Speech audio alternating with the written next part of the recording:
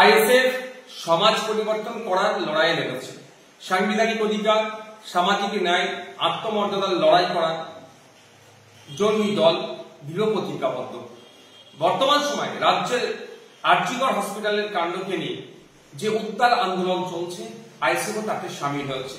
তিলোত্তমার পরিবার যাতে ন্যায় বিচার পায়, সেই জন্য আইএসএফ আন্দোলনের জন্য মানুষকে সংগঠিত করছে। আজকে একটা ভিডিও দেখলাম যার সত্যতা যাচাই করে নি।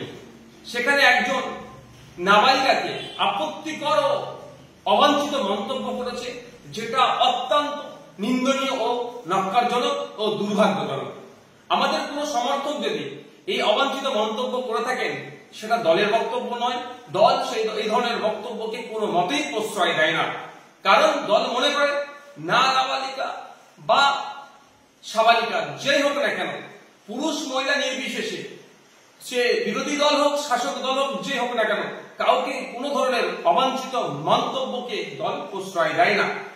কারণ দল সবসময় এই মনোভাব নিয়ে চলে শূন্য সহনশীলতা বা জিরো টলারেন্স, যেটা পার্টির প্রত্যেকটা স্তরে নেতৃত্বের জন্য প্রযোজ্য। দুর্ভাগ্যের বিষয়, কয়েকদিন আগে দেখছিলাম আপনার বাঁকুড়ার ওন্দার বিজেপির বিধায়ক যেভাবে রাজ্যের মুখ্যমন্ত্রীকে কুরুচিকর অবাঞ্ছিত মন্তব্য ভাষায় আক্রমণ করেছেন, সেটাকে আমরা ধিক্কার নিন্দা জানাচ্ছি। আইএসএফ পশ্চিমবঙ্গ রাজ্য কমিটির পক্ষ থেকে সমস্ত সদস্য, কর্মী ও দরদীদের কাছে আমার আর্জি থাকলো, কোন রকম অশালীন, অবাঞ্ছিত, আক্রোশজনিত বক্তব্য থেকে আপনারা বিরত থাকুন। রাজনীতির লড়াই, রাজনীতির প্রতিবাদ যাই হোক না কেন, ভাষাগত দিক থেকে আমাদেরকে সংযত থাকতে হবে।